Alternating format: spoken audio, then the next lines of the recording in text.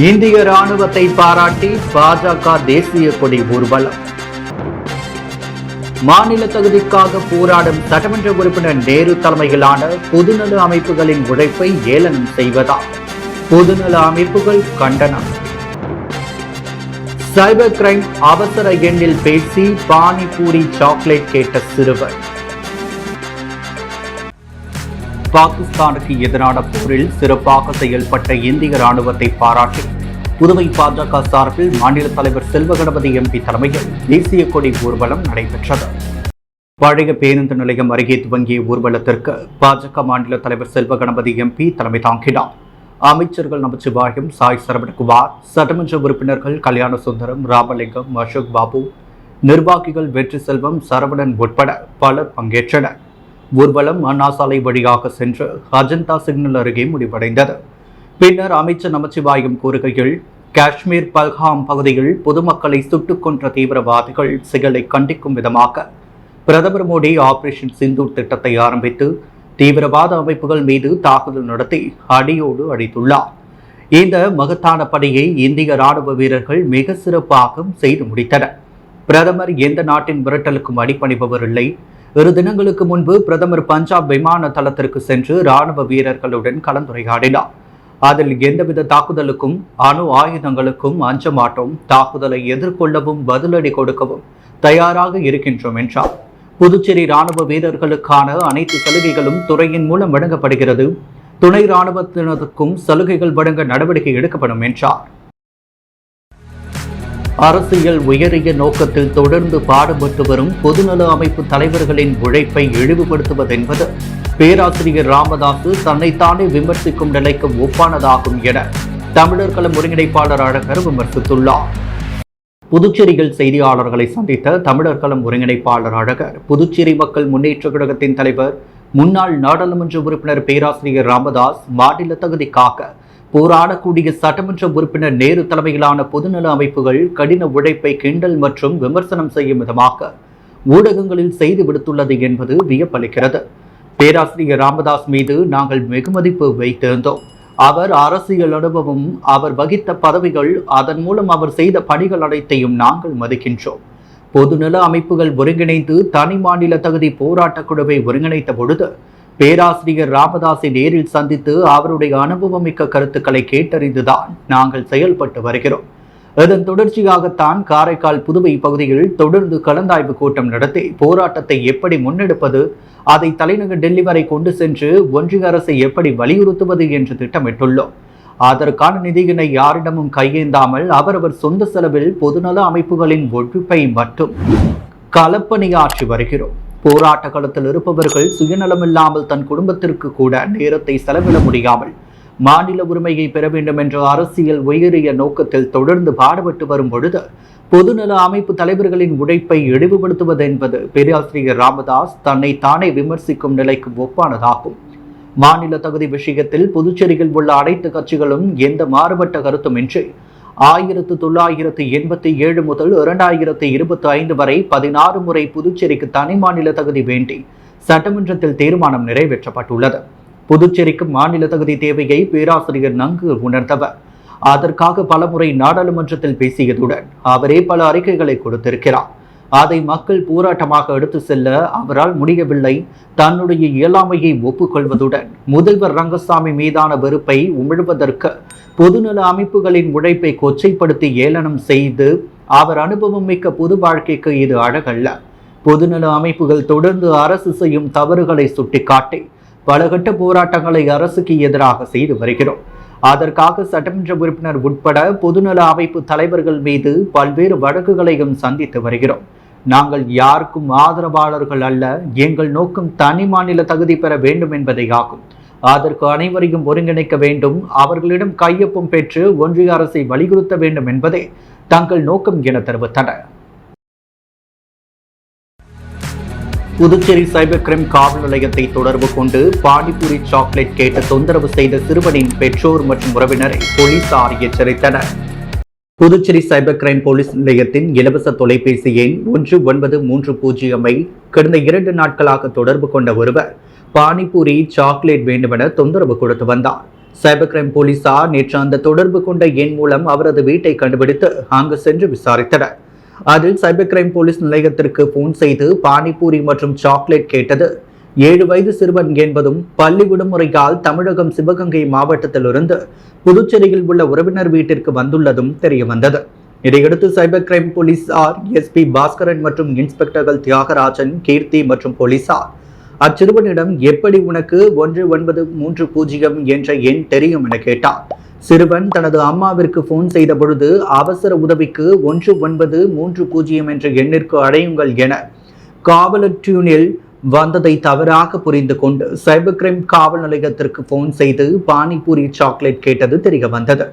அதையடுத்து சிறுவனின் பெற்றோர் மற்றும் உறவினரிடம் சிறுவனை கவனமாக பார்த்துக் கொள்ளுங்கள், கடந்த 2 நாட்களில் மட்டும் 8க்கும் மேற்பட்ட முறை சைபர் கிரைம் காவல் நிலையத்திற்கு போன் செய்து இருக்கின்றார். இது போன்ற தொந்தரவு இனி நடந்தால் உங்கள் மீது நடவடிக்கை எடுக்கப்படும் என எச்சரிக்கை விடுத்துள்ளனர். புதுச்சேரியில் 10ஆம் வகுப்பு தேர்வு முடிவுகள் இன்று வெளியானது. இதில் புதுச்சேரி அமலோற்பவம் மேல்நிலைப் பள்ளி 32வது ஆண்டாக 100% தேர்ச்சி பெற்று சாதனை படைத்துள்ளது.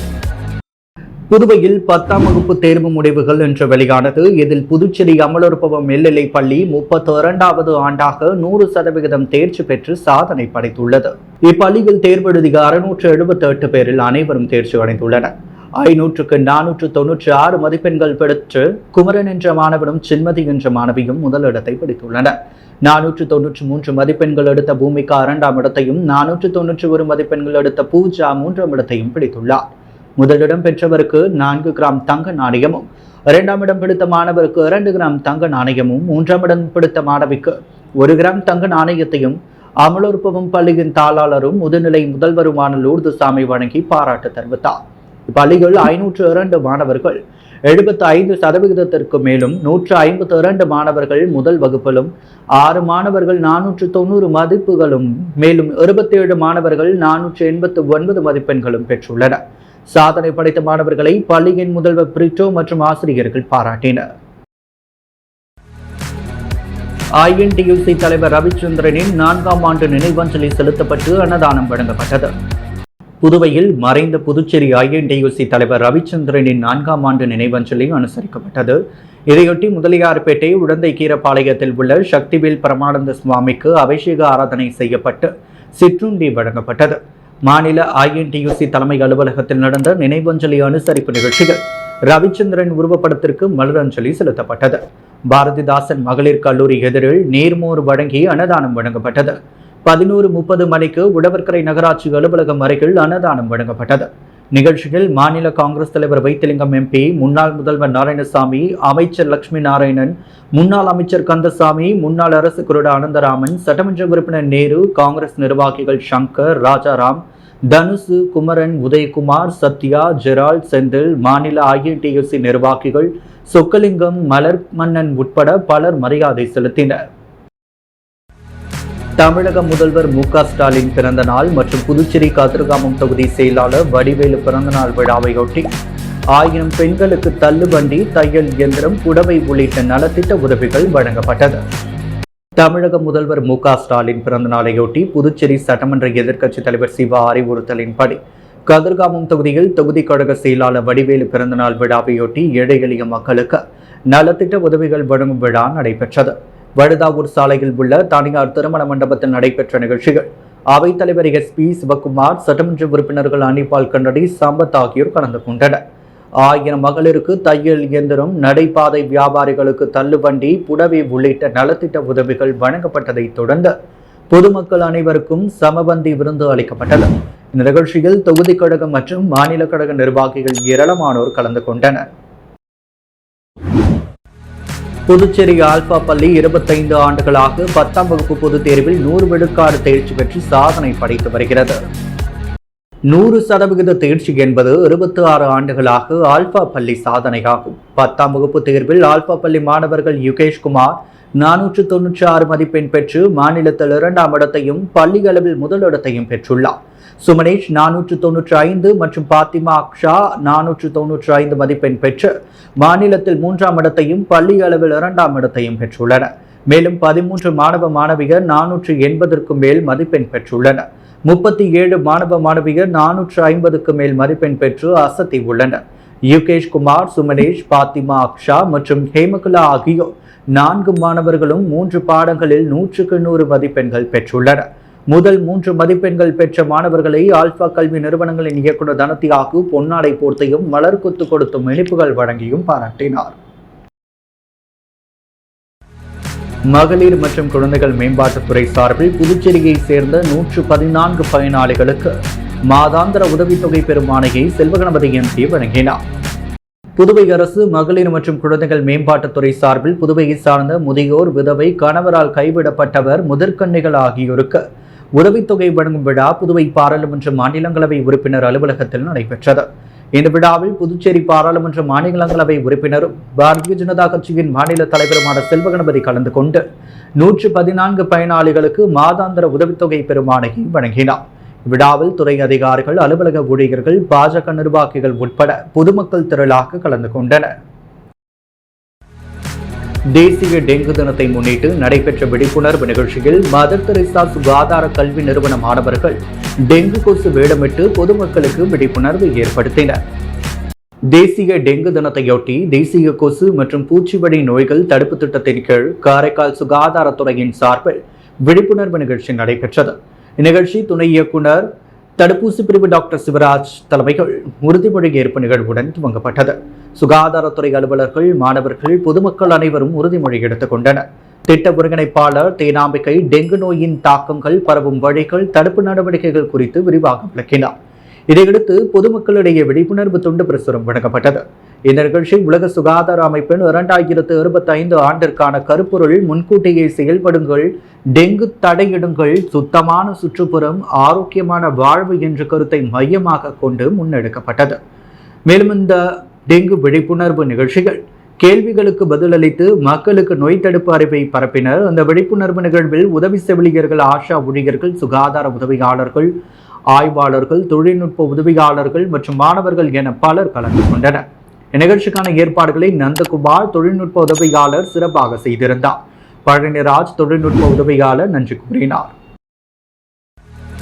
ஏனாம் அரசு பள்ளிகள் மற்றும் கல்லூரிகளில் இந்த ஆண்டு அதிக மதிப்பெண்கள் பெற்ற மாணவர்கள் மற்றும் ஆசிரியர்களை புதுச்சேரி அரசின் டெல்லி சிறப்பு பிரதிநிதி ஸ்ரீ மல்லாடி கிருஷ்ணராவ் பாராட்டி கௌரவித்தார். புதுச்சேரி மாநில ஏனாம் டாக்டர் SRK அரசு கலைக்கல்லூரிகள் நடைபெற்ற விழாவில் ஏனாம் அரசு பள்ளிகள் மற்றும் கல்லூரிகளில் இந்த ஆண்டு அதிக மதிப்பெண்கள் பெற்ற மாணவர்கள் மற்றும் ஆசிரியர்களை பாராட்டி கௌரவிக்கும் விழா நடைபெற்றது. விழாவில் சிறப்பு விருந்தினராக புதுவை அரசின் டெல்லி சிறப்பு பிரதிநிதி மல்லாடி கிருஷ்ணராவ் கலந்து கொண்டு மாணவ மாணவிகள், ஆசிரியர்களை பாராட்டி கௌரவித்தார். விழாவில் ஆசிரியர்கள், மாணவ மாணவிகள் பலர் கலந்து கொண்டனர்.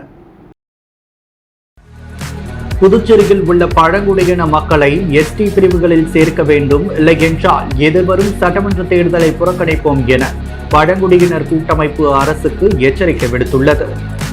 புதுவை தமிழ்ச்சங்கத்தில் செய்தியாளர்களை சந்தித்த புதுச்சேரி பழங்குடியினர் கூட்டமைப்பு நிறுவனர் ராம்குமார், புதுச்சேரி, காரைக்கால் மற்றும் ஏனாமில் 15,000க்கும் மேற்பட்ட பழங்குடியினர் உள்ளனர். பழங்குடியின மக்களுக்கு வீடு உட்பட அடிப்படை வசதிகள் நிறைவேற்றி தரவில்லை என்றும், ஆட்சியாளர்களுக்கு பழங்குடியின மக்கள் மீது அக்கறை இல்லை எனவும் குற்றம் சாட்டினார். புதுச்சேரியில் உள்ள 4 பிற்படுத்தப்பட்ட பழங்குடியின மக்களை ST பட்டியலில் சேர்க்க வலியுறுத்தி பல ஆண்டுகளாக போராடி வருகிறோம் என்றும், கோரிக்கையை நிறைவேற்றாவிட்டால் எதிர்வரும் சட்டமன்ற தேர்தலை புறக்கணிப்போம் என அரசுக்கு எச்சரிக்கை விடுத்தார். நிலுவைத் தொகை மற்றும் போனஸ் தொகை வழங்க வலியுறுத்தி புதுச்சேரி அங்கன்வாடி ஊழியர் சங்கம் சார்பில் கவன ஈர்ப்பு ஆர்ப்பாட்டம் நடைபெற்றது. புதுச்சேரி அங்கன்வாடி ஊழியர்கள் சங்கம் சார்பில் சாரத்தில் உள்ள மகளிர் மற்றும் குழந்தைகள் மேம்பாட்டுத்துறை இயக்குநர் அலுவலகம் முன்பு கவன ஈர்ப்பு ஆர்ப்பாட்டம் நடைபெற்றது. ராஜலட்சுமி தலைமையில் நடைபெற்ற இந்த போராட்டத்தில் தமிழரசி, செல்வராணி, லலிதா, சத்யா மற்றும் அரசு ஊழியர் சம்மேளனத்தை சேர்ந்த பிரேமதாசன், ரவிச்சந்திரன், ராதாகிருஷ்ணன், முனுசாமி, சிவஞானம், வானவரம்பன், நிரந்தர செய்தி தொடர்பாளர் டாக்டர் நமச்சிவாயம் உள்ளிட்டோர் கலந்து கொண்டனர். 7வது ஊதிய குழு பரிந்துரைகளை அங்கன்வாடி ஊழியர் மற்றும் உதவியாளர்களுக்கு உடனடியாக அமல்படுத்த வேண்டும், நிலுவையில் உள்ள போனஸ் தொகைகளை வழங்க வேண்டும், ஊழியர்களுக்கு பதவி உயர்வு வழங்க வேண்டும், தகுதி வாய்ந்த அனைத்து உதவியாளர்களுக்கும் ஒருமுறை தளர்வு அளித்து ஊழியர் பதவி உயர்வை வழங்க வேண்டும், வாரிசுதாரர் பணி நியமனம் பெற்ற உதவியாளர்களையும் உடனடியாக பணி நிரந்தரம் செய்ய வேண்டும் உள்ளிட்ட கோரிக்கைகளை வலியுறுத்தி இந்த போராட்டம் நடைபெற்றது. உப்பளம் தொகுதி மேம்பாட்டு பணிகள் குறித்து சட்டமன்ற உறுப்பினர் அனிபால் கென்னடி மத்திய சாலை மற்றும் கட்டிட செயற்பொறியாளர் ஸ்ரீனிவாசனை சந்தித்து ஆலோசனை நடத்தினார். உப்பளம் தொகுதியில் அப்துல் கலாம் குடியிருப்பு கட்டிட பணிக்கு ஒப்புதல் கோப்புகள் தலைமை செயலகம் சென்றிருக்கிறது. இதற்கு அரசு செயலர் முத்தம்மா விரைவில் ஒப்புதல் அளிப்பதாக உறுதியளித்துள்ள நிலையில் பணிகளை விரைவில் துவங்க கேட்டுக் கொள்ளப்பட்டுள்ளது. டாக்டர் அம்பேத்கர் சாலையில் உள்ள கோலாஸ் நகர் நேதாஜி நகர் இணைப்பு ஓப்பனாறு பாலம் அகலப்படுத்தும் பணியினை துவங்க வேண்டும். வனரப்பேட்டை பகுதியைச் சேர்ந்த அலைன் வீதி, நேரு வீதி, பெருமாள் ராஜா வீதி, காளியம்மன் தோப்பு, முருகசாமி தோப்பு, சின்ன எல்லையம்மன் கோவில் வீதி போன்ற பல்வேறு வீதிகளில் சிமெண்ட் சாலை அமைப்பது குறித்து மத்திய சாலை மற்றும் கட்டிட செயற்பொறியாளர் ஸ்ரீனிவாசனை சந்தித்து சட்டமன்ற உறுப்பினர் அனிபால் கென்னடி ஆலோசனை நடத்தினார். அப்பொழுது இளநிலை பொறியாளர் ராமன், தொகுதி செயலாளர் சக்திவேல், காங்கிரஸ் கமிட்டி உறுப்பினர் ராஜ்குமார், கிளை செயலாளர் ராகேஷ் ஆகியோர் உடனிருந்தனர். அன்பாலயம் மேல்நிலைப் பள்ளியில் 2024-25 ஆண்டிற்கான 10ஆம் வகுப்பு பொதுத் தேர்வில் அனைத்து மாணவர்களும் 60% மேல் மதிப்பெண் பெற்று தேர்ச்சி பெற்றுள்ளனர். நன்மதிப்பெண் பெற்ற மாணவர்களை பள்ளியின் தாளாளர் அன்பழகன் வாழ்த்தி முதல் மதிப்பெண் பெற்ற மாணவர்களுக்கு பொன்னாடை போர்த்தி சிறப்பித்தார். தேர்ச்சிக்கு உறுதுணையாக இருந்த ஆசிரியர்கள் பெற்றோர்களை பாராட்டினார். மாணவர்களின் மேல் படிப்பிற்கான வழிகாட்டுதல்களை வழங்கி சிறப்பித்தார். இதுகுறித்து பள்ளி தாளாளர் அன்பழகன் கூறுகையில் 400% மேல் எடுக்கும் மாணவர்களுக்கு ஸ்காலர்ஷிப் முறையில் அங்கு சிறப்பு அட்மிஷன் நடைபெறுகிறது எனவும், +2 முடிக்கும் மாணவர்களுக்கு உயர் படிப்புகளுக்கு சிறந்த நல்வழிகாட்டுதல் வழங்கப்படுவது எனவும், கைவிடப்படும் மாணவர்களுக்கு தனி கவனம் எடுத்து அவர்கள் நல்ல மதிப்பெண் எடுக்க எங்கள் பள்ளி உறுதுணையாக இருக்கிறது என்றும் தெரிவித்தார். புதுச்சேரி மூலக்குளத்தில் எழுந்தள்ளியுள்ள ஸ்ரீ முத்துமாரியம்மன் ஆலயத்தில் நடைபெற்ற மகா கும்பாபிஷேக விழாவில் சட்டமன்ற உறுப்பினர் சிவசங்கரன் மற்றும் முன்னாள் அமைச்சர் பன்னீர்செல்வம் உட்பட ஏராளமான பொதுமக்கள் கலந்து கொண்டு சுவாமி தரிசனம் செய்தனர். புதுவை மாநிலம் மூலக்குளத்தில் அருள்மிகு ஸ்ரீ முத்துமாரியம்மன் ஆலயம் உள்ளது. இந்த ஆலயத்தின் புனரமைப்பு பணிகள் முடிவடைந்த நிலையில் கும்பாபிஷேக விழா ஏற்பாடுகள் நடைபெற்று வந்தது. இதையொட்டி நேற்று முன்தினம் கோவிலில் யாகசாலை அமைக்கப்பட்டு விக்னேஸ்வர பூஜை, 1ஆம் கால யாகசால பூஜை, 2ஆம் கால மற்றும் 3ஆம் கால யாகசால பூஜைகள் நடத்தப்பட்டது. இன்று காலை 4ஆம் கால யாகசால பூஜைகள் நடத்தப்பட்டு யாகசாலையிலிருந்து கடம்புறப்பாடு நடத்தப்பட்டது. தொடர்ந்து புனித நீர் ஊர்வலமாக கொண்டு வரப்பட்டு கோவில் கோபுரத்தில் ஊற்றப்பட்டு கும்பாபிஷேக விழா வெகு விமர்சையாக நடைபெற்றது. இதில் சிறப்பு விருந்தினராக தொகுதி சட்டமன்ற உறுப்பினர் சிவசங்கரன், முன்னாள் அமைச்சர் பன்னீர்செல்வம், பாஜக மாநில செயலாளர் சரவணன், சமூக சேவக சசிபாலன், என்ஆர் காங்கிரஸ் பிரமுகர் நாராயணசாமி, அமமுக மக்கள் முன்னேற்ற கழக மாநில இணை செயலாளர் மற்றும் கோவில் நிர்வாகிகள் மற்றும் ஊர் பொதுமக்கள் கலந்து கொண்டனர். அதைத் தொடர்ந்து முத்துமாரியம்மனுக்கு மகா தீபாரதனை காண்பிக்கப்பட்டது. இதில் அப்பகுதியை சேர்ந்த ஏராளமான மக்கள் கலந்து கொண்டு முத்துமாரியம்மனை வழிபட்டனர். மூலக்குளம் ஸ்ரீ முத்துமாரியம்மன் ஆலய கும்பாபிஷேக விழாவையொட்டி ஆலய திருப்பணிக்கு முன்னாள் அமைச்சர் பன்னீர்செல்வம் 1 லட்சம் ரூபாய் நன்கொடையாக வழங்கினார். புதுச்சேரி உழவர்கரை தொகுதிக்குட்பட்ட மூலக்குளம் பகுதியில் அமைந்துள்ள ஸ்ரீ முத்துமாரியம்மன் ஆலய கும்பாபிஷேக விழா வெகு விமர்சையாக நடைபெற்றது. கும்பாபிஷேக விழாவை முன்னிட்டு தொகுதி முன்னாள் சட்டமன்ற உறுப்பினரும் முன்னாள் அமைச்சருமான பன்னீர்செல்வம் கலந்து கொண்டு சுவாமி தரிசனம் செய்தார். பின்னர் ஆலய திருப்பணிக்காக தனது சொந்த செலவில் 1 லட்சம் ரூபாய் நன்கொடையினை கோவில் நிர்வாகிகளிடம் வழங்கினார். இந்த நிகழ்ச்சியில் தொகுதி என்ஆர் காங்கிரஸ் கட்சி நிர்வாகிகள், கோவில் அறங்காவல் குழுவினர் உட்பட அப்பகுதி மக்கள் திரளாக கலந்து கொண்டனர். முத்து கோல்ட் ஹவுஸ் வழங்கும் தங்கம் மற்றும் வெள்ளி விலை நிலவரம். தங்கம் 1 கிராம் 8720 ரூபாய். வெள்ளி 1 கிராம் 106 ரூபாய். இந்திய ராணுவத்தை பாராட்டி பாஜக தேசிய கொடி ஊர்வலம். மாநில தகுதிக்காக போராடும் சட்டமன்ற உறுப்பினர் நேரு தலைமையிலான பொதுநல அமைப்புகளின் உழைப்பை ஏளனம் செய்வதால் பொதுநல அமைப்புகள் கண்டனம். சைபர் கிரைம் அவசர எண்ணில் பேசி பானிபூரி சாக்லேட் கேட்ட சிறுவர். பிற்படுத்தப்பட்ட பழங்குடியின மக்களை எஸ்டி பட்டியலில் சேர்க்காவிட்டால் சட்டமன்ற தேர்தலை புறக்கணிப்போம். பழங்குடியினர் கூட்டமைப்பு அரசுக்கு எச்சரிக்கை. பல்வேறு கோரிக்கைகளை வலியுறுத்தி அங்கன்வாடி ஊழியர் சங்கம் சார்பில் கவன ஈர்ப்பு ஆர்ப்பாட்டம்.